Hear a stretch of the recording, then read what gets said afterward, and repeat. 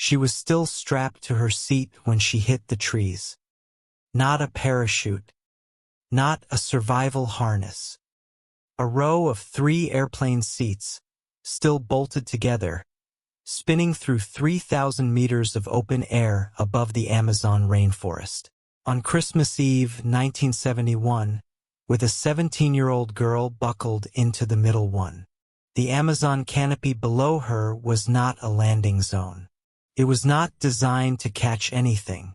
It was 40 meters of layered vegetation, emergent trees, secondary canopy, understory, a biological architecture built over millions of years with no consideration whatsoever for the possibility of a human being falling through it at terminal velocity. She went through it anyway, and she woke up. Not immediately, not on the same day. She woke up on Christmas morning, alone on the floor of the Amazon rainforest, with a broken collarbone, a deep laceration on her right arm, a concussion severe enough to have caused the unconsciousness, and no idea where she was in relation to anything human. Around her, somewhere in the jungle she could not see through, were the wreckage and the remains of 91 other people who had been on the same plane. None of them were alive. She was 17 years old. She was alone. She had 11 days ahead of her, and the Amazon rainforest had no intention of making any of them easy. This is the Unlost Files. And this is the true story of Juliane Coepque. To understand why Juliane Coepque survived 11 days alone in the Amazon, not just the fall but the 11 days, you need to understand who raised her and where and how. Her father was Hans Wilhelm Coepque, a German zoologist of considerable standing, who had spent years conducting field research in the Peruvian Amazon. Her mother was Maria Coepque, an ornithologist in her own right, a scientist whose specialty was the birds of the Amazon basin, a field requiring years of patient, precise observation in one of the most complex ecological environments on Earth. Juliane had grown up not near the jungle but inside it. Her childhood home, for significant stretches of her early years, was a research station called Panguana, deep in the Peruvian rainforest.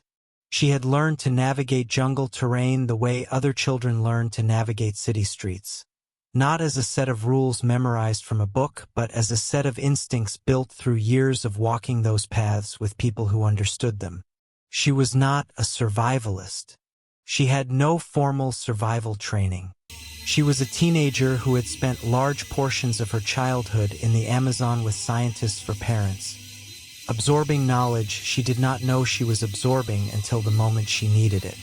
On December 24, 1971, she and her mother boarded LANSA Flight 508 in Lima.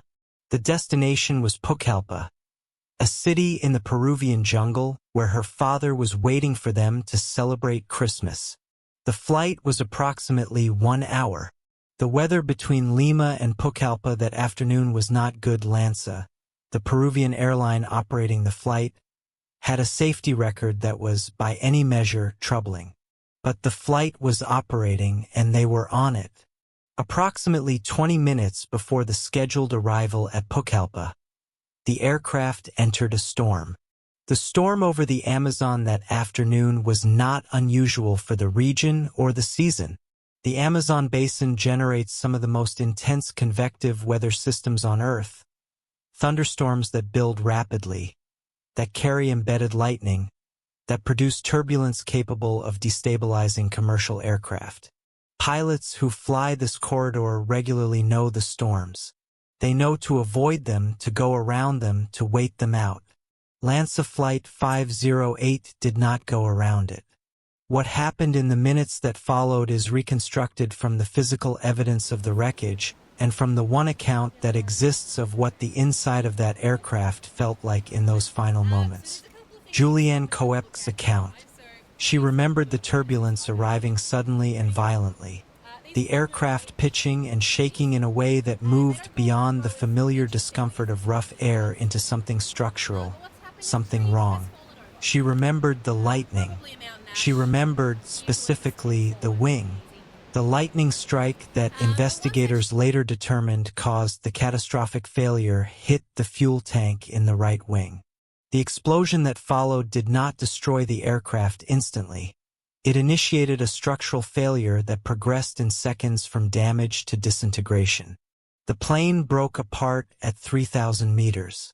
Passengers and seats and luggage and sections of fuselage separated from each other in the air and began to fall independently, each on its own trajectory, toward the canopy below. Juliane Coepque fell strapped to her row of seats. She remembered the spinning, the sensation of rotation, the seat assembly tumbling as it fell, the jungle below her appearing and disappearing as her orientation changed.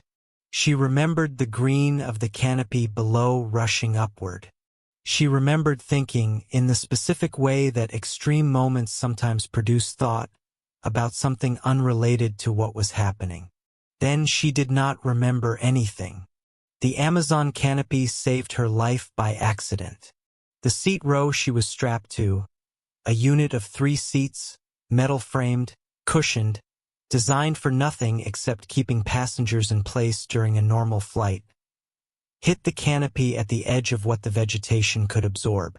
The layered structure of the Amazon forest, the way it steps down from emergent trees to secondary canopy to understory in overlapping tiers of decreasing density, bled off enough energy from the impact to leave her alive. It did not leave her undamaged. She regained consciousness on the floor of the forest.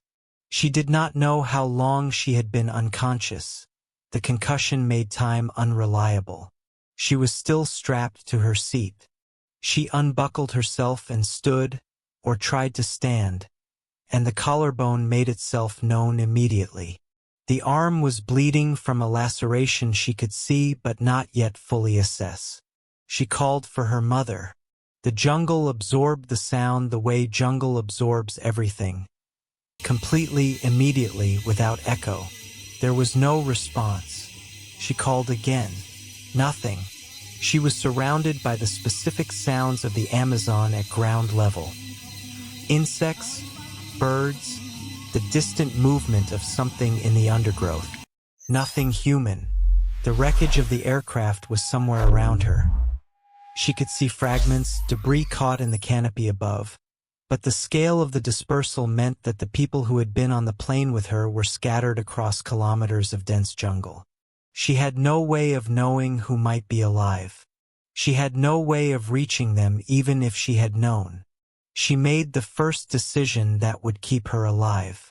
She did not stay where she was and wait. She found water. This is the knowledge that her parents had given her, years before she needed it, in a context so ordinary she had not registered it as survival instruction.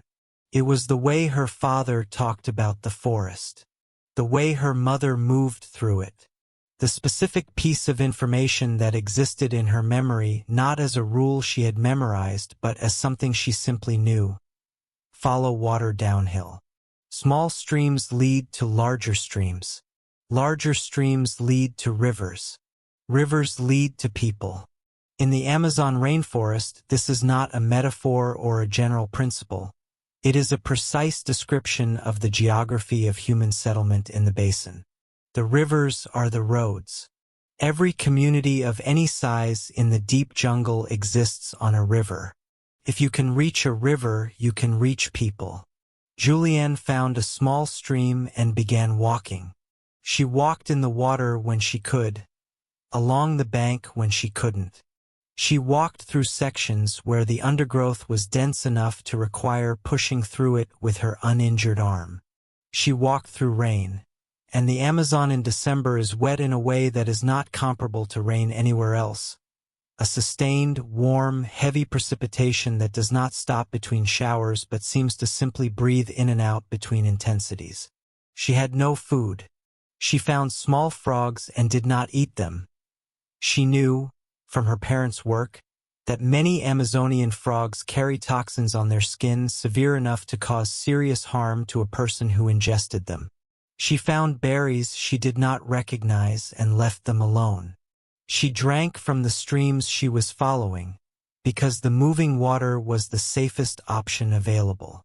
On the third day, she noticed something wrong with her arm. The laceration she had sustained in the fall had been open in the jungle for 3 days. The Amazon, as an environment, treats open wounds as a resource. Specific species of flies in the genus that causes myiasis, the infestation of living tissue by fly larvae, had found the wound and laid eggs in it. By the time Juliane recognized what was happening, the larvae had hatched and were moving inside the wound. She could feel them. She kept walking. There is a category of physical suffering that produces a specific psychological effect, not the sharp, immediate response to acute pain, but the slow, sustained, accumulating weight of discomfort that does not stop. The kind that becomes the background noise of existence rather than a crisis to manage. Juliane had been walking for days with a broken collarbone, a concussion that had not cleared, no food, and now an arm in which she could feel movement beneath the skin. She kept walking because stopping was not an option she permitted herself to consider. This is not heroism in the conventional sense. It is something more specific and more useful than heroism. It is the product of having grown up in an environment where the jungle was not a threat to be feared but a system to be understood. Her parents had not taught her to be brave in the Amazon. They had taught her to read it. And what she was reading told her that the stream she was following was getting wider, that the current was increasing, that the water was moving with more purpose.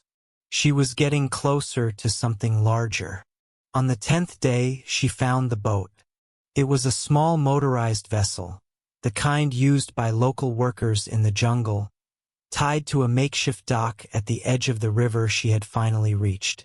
Beside it was a rudimentary shelter, a palmwood structure used as a base camp by the lumbermen who worked this section of forest.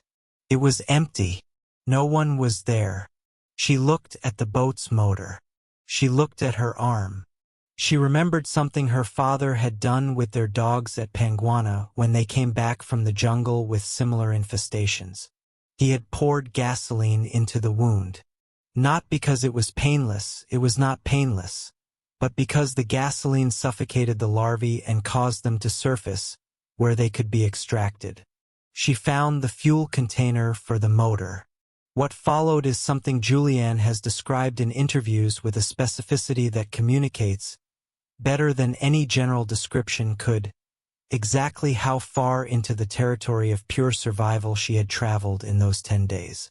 She poured the gasoline into the open wound in her arm and waited for what it produced. Then she removed what surfaced, approximately 30 larvae. She cleaned the wound as well as she could. She waited. The lumbermen returned the following day. Their account of what they found when they arrived at their shelter has been retold in various forms, but the essential detail is consistent. They found a young woman, alone, in the state that 11 days in the Amazon produces in a human body. She was dehydrated. She was significantly underweight. Her arm was injured in ways that were visible even before examination. She was conscious and able to communicate. They gave her food and water. They treated her wound with what they had available. They assessed the situation with the practicality of people who understand this environment and its distances, and they did the thing that the geography of the Amazon required. They put her in the boat and took her down the river. The journey to the nearest community with access to medical care took several more hours. When Juliane arrived, she had been in the jungle for 11 days since the aircraft carrying her and 91 other people had disintegrated above the Amazon at 3,000 meters. She was the only survivor. The search teams that had been working the crash site in the days following the disaster had found the wreckage distributed across an enormous area of jungle. They had found bodies. They had found luggage, sections of fuselage, cargo. They had found, in one account that Juliane herself has described, her mother, discovered days after the crash, still alive but too severely injured to survive. The jungle had taken everyone else. It had not taken Juliane. The medical assessment of Juliane Coepque after her rescue confirmed what 11 days in the Amazon had done to her body and established what it had not done. The collarbone healed. The concussion resolved without the kind of long-term neurological damage that the severity of the impact had risked. The wound in her arm, treated and cleared of infestation, healed without the systemic infection that had been a genuine possibility throughout the walk. She had lost significant weight. She had sustained the kind of accumulated physical depletion that takes months to fully reverse. She had not lost anything she could not recover. Juliane Coepque went on to become a biologist. Specifically, a mammalogist, a specialist in the mammals of the Peruvian Amazon, working in the scientific tradition of both her parents, in the same jungle that had held her for 11 days and released her. She returned to Panguana, the research station where she had grown up, and continued the work her family had begun there. She has led the station for decades. She has written and spoken extensively about what happened on December 24, 1971, with a clarity and specificity that comes from someone who has spent years thinking carefully about a thing rather than years trying to avoid thinking about it. When asked in various interviews over the decades how she survived, what the single most important factor was, she has given an answer that is worth sitting with. She said it was what her parents taught her, without knowing they were teaching her anything. Not survival training. Not a deliberate curriculum of skills designed for emergencies. Just the knowledge that accumulates in a child who grows up around scientists who pay attention to the world, who talk about what they observe, who explain what they see, who make the natural world legible to a small person watching them work. Her father's observation about streams leading to rivers. Her mother's knowledge of which plants to avoid. The decade of simply being in the jungle with people who understood it. That was what carried her out.